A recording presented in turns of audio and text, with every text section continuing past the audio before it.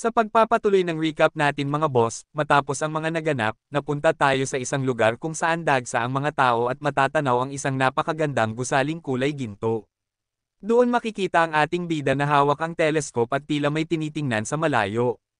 Sa isip nito ay mariin na saad na iyon mismo ang headquarters ng Feigang at ngayong gabi magsisimula ang malaking entablado. Ayon pa sa impormasyong nakuha mula sa Feisiyang Company at mga pagbubunyag ng Angden, kontrolado ng Feigang Group ang apat na pangunahing merkado, at ang Feisiyang Company ay isa lamang sa mga iyon. Habang pinapakita ang mga bagay na ito, tinukoy rin ng ating bida ang iba pang hawak ng grupo, ang primitive stone excavation site na kontrolado ng mga elders, ang human organ processing facility na hawak din ng mga elders, ang real estate control site, at ang overseas piglet transportation site kabilang na ang Feisiyang Company at Chanpo Hospital. Dugtong pa ng ating bida, ang pamunuan ng Feigang ay binubuo ng boss at ilang senior elders. Komplikado ang ugnayan sa loob ng grupo. Bagamat dati tila sinusubukan nilang magmukhang malinis, sa hindi malamang dahilan ay bigla silang nagpakalunod sa walang habas na pagkakamal ng yaman at paggawa ng samut-saring krimen. Kasunod nito, sa flashback ipinakita ang ating bida sa isang himpilan ng pulisya bago pa siya tumungo sa Myanmar. Saad ng isa sa mga pulis, tinatanong kung pupunta siya sa Myanmar upang dumalo sa pulong ng Feigang. Dagdag pa nila, ang mga impormasyon at ebidensyang nakuha laban sa Feisiyang Company ay napakalaking tulong na. Mariin namang sagot ng ating bida na bilang isang kabataang may ambisyon, matagal na siyang nandidiri sa mga panlilinlang sa Myanmar. At ngayong may bihirang pagkakataong ito, determinado siyang magbigay ng sariling kakayahan ng walang pag-aalinlangan. Agad na lumapit ang isang pulis at masiglang sinabi na kailangan ng bansa ang mga kabataang puno ng apoy tulad ng ating bida. Ngunit mariin ding paalala ng isa pang pulis na anuman ang mangyari, higit na mahalaga ang kanyang kaligtasan. Kung sakaling maramdaman niyang nasa panganib siya, maaari siyang umatras anumang oras. Tumanggaw lamang ang ating bida at mariing saad na huwag silang mag-alala. Balik sa kasalukuyan, napapikit ang ating bida at bulong sa sarili na pagkatapos ng misyon ay maaari siyang maglibang ng ilang araw. Ngunit bago pa matapos ang kanyang iniisip, bigla niyang napansin ang isang dalagang nagse-selfie malapit sa pader. Napabulong siya ng, wow, sa kanyang isipan.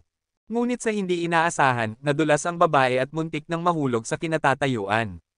Mabilis na kumilos ang ating bida at tumakbo upang tulungan siya. Agad niyang nasalo ang dalaga bago pa ito bumagsak.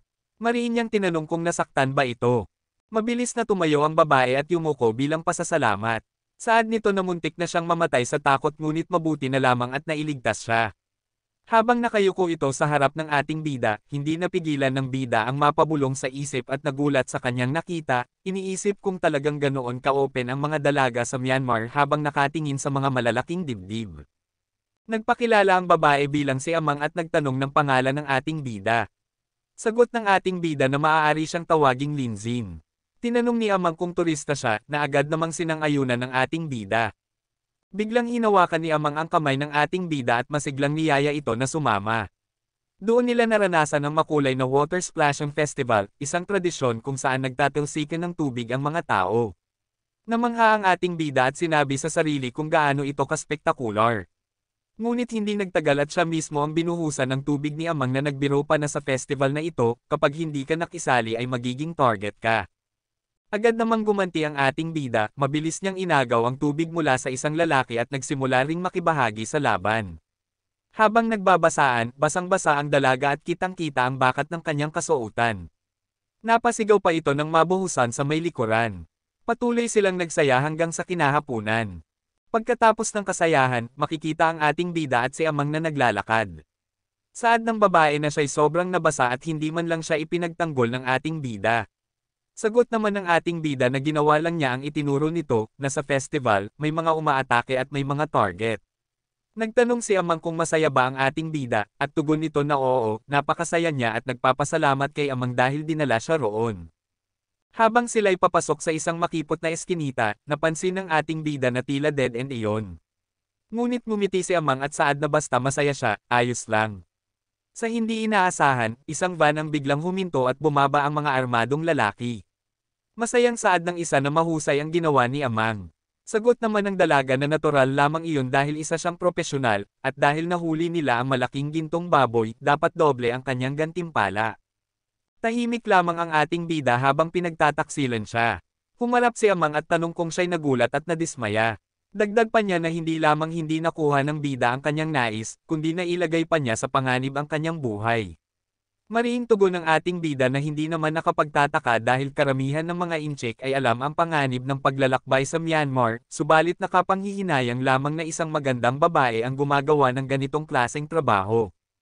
Tumawa si Amang at ipinakita pa ang kanyang malalaking dibdib, sinabing kung magbibigay siya ng 1 bilyong yuan, maaari pa niya itong paligayahin bago ito patayin. Ngunit binalaan siya ng isa sa mga armadong lalaki na kapag nalaman ng kanilang boss na ninakaw ni Amang ang pera, siguradong papatayin din siya. Tinali ng mga kamay ng ating bida at isinakay sa van. Saad ng lalaki na masunurin naman ito. Dagdag pa ni Amang na sino ba naman ang hindi susunod kapag tinutukan ng baril. Habang nasa loob ng van, nakangiti lamang ang ating bida at nag-isip sa sarili. Pinagtibay niya ang kanyang hinala na talamak ang mga panlilinlang sa Myanmar. Bagamat may ilang paglihis mula sa kanyang orihinal na plano, mayroon pa siyang ilang oras bago magsimula ang pulong ng mga shareholders. At sa kanyang isipan ay mariing saad na oras na para makipaglaro sa kanila. Kinagabihan, makikita ang isang hideout na gusali kung saan dinala ang ating bida matapos siyang ibaba mula sa van. Mariing saad ng armadong lalaki sa kanya na naroon na sila at bumaba na. Paglapit sa gusali, sinalubong sila ng boss kasama ang ilan pang lalaki. Mariing saad ng isa sa kanila na tunay ng kahanga-hanga ang kanilang boss. Tumawa naman ang boss at tinanong kung totoo bang winasak lang ng isang bata mula China ang raw stone stand ng kanilang kasamahan, bagay na para sa kanya'y nakakatawa at nakakahiya. Agad na napaisip ang ating bida at napabulong sa sarili nang makita ang lalaking manyak na napahiya niya sa palengke. Hindi nga siya nagkamali, iyon ang boss ng raw stone stall. Nang makita siya ng manyak, agad itong sumigaw, tinuro siya, at mariing saad na sa wakas ay nahulog na sa kanyang mga kamay ang kay-abangang inchik na iyon. Humiling pa ito kay Boss Dautwo ng kutsilyo upang siya'y laslasin. Ngunit pinigilan siya ng boss at pinaalalahan ng huwag magmadali.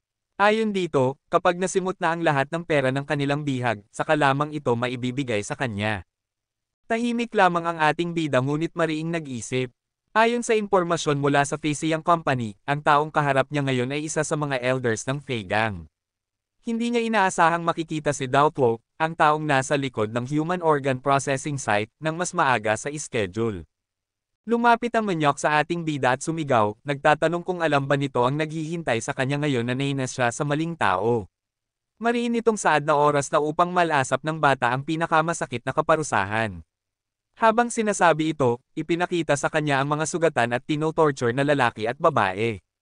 Ang mga kababaihan ay nakaposas, minamarkahan at inaabuso. Kitang-kita ang brutal na pag-eeksperimento sa mga katawan habang nagkakalat ang dugo sa paligid. Mariing saad ni Amang sa ating bida kung natatakot na ba ito, at kung handa na ba itong ibigay ang kanyang bank card, ang password, at tawagan ng lahat ng kamag-anak para mangutang. Dagdag pa ng manyak na lalaki na marahil iyon na lamang ang makapagliligtas sa kanya mula sa matinding pagpapahirap. Ngunit habang nagtatawanan ang mga kalaban, nakangiti lamang ang ating bida. Mariin niyang sagot na nakaisip siya ng napakagandang ideya. Sa kanyang isipan, masyado pang magaan kung basta na lamang ibigay ang mga human traffickers na ito sa pulis ng Myanmar. Bumalik sa alaala ang kanyang utak kung saan iniabot sa kanya ng isang pulis ang isang espesyal na tracker. Ipinaliwanag nito na may signal blocking layer ang tracker, kaya kahit maskan, metal button lang ang makikita. Kapag dumating ang oras ng panganib, sapat nang alisin ang blocking layer upang agad matrace ng mga pulis ang kanyang lokasyon at room spawn. Ngunit mariing saad ng ating bida sa sarili na bago niya ipatawag ang pulisya, dapat muna niyang maranasan ng mga ito ang 10 tortures ng Qing Dynasty. Isa-isa, papatikiman niya ang bawat isa ng walang kapantay na pahirap. Nang makarating sila sa silid kung saan gagawin ang pagpapahirap, makikita ang nagbabagang bakal at apoy na hawak ni Amang. Mariin itong saad na huwag nang mag-aksaya ng oras at simulan na ang torture. Ang lalaki sa likuran ng ating bida ay sabik-ring sumigaw, sabay tutok ng baril sa kanyang ulo na nasa sabik makita kung paano siya sisiga sa sakit. Itinutok ni Amang ang nagbabagang bakal sa noo ng ating bida at mariing tinanong kung ano ang password ng kanyang bank card. Subalit imbis na matakot, ngumiti lamang ang ating bida at mariing saad sa dalaga na lumapit at kanyang ibubulong. Mariin namang binalaan siya ni Amang na huwag maglaro ng tricks, kung hindi susunugin niya ang kanyang ulo. Agad na sinakal ang ating bida ng lalaki, mariing sigaw pa ng armadong lalaki na wag raw magtatangkang mandaya ang ating bida.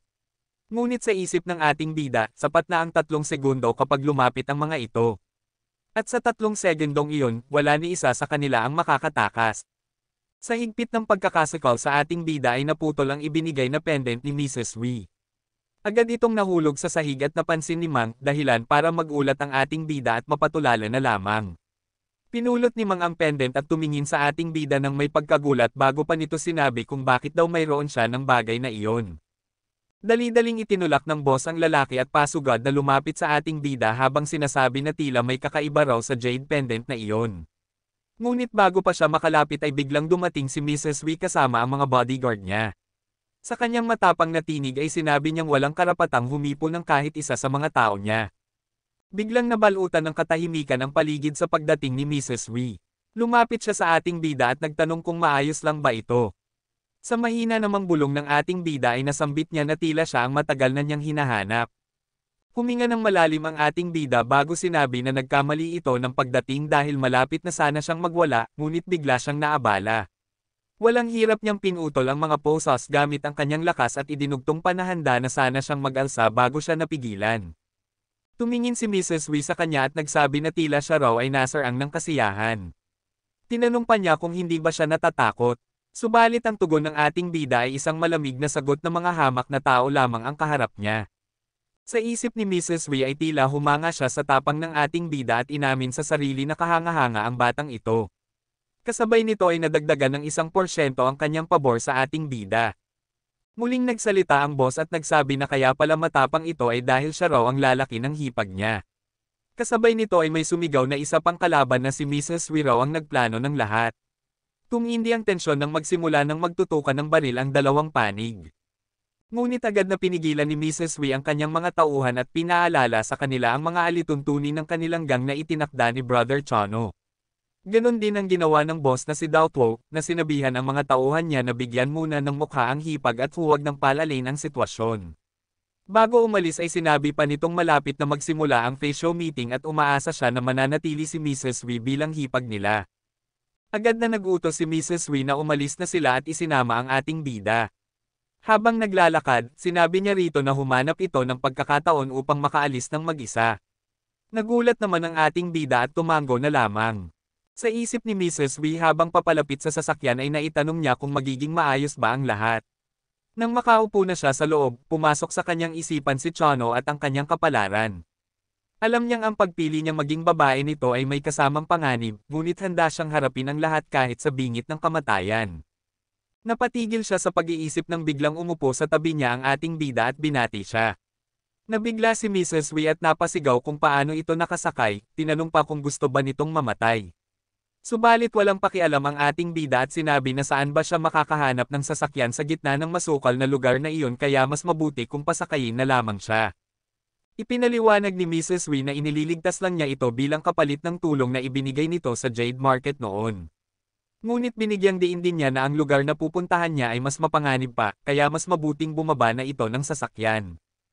Ngunit ngumiti lamang ang ating bida at sinabing kahit palayain siya ngayon ay hindi siya patatawarin ni na Doubtwo at ng Jade Boss.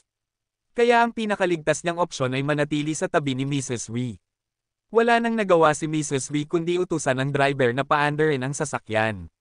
Habang umaalis sila ay napilitan na lamang siyang sabihing bahala na ito sa kapalaran niya.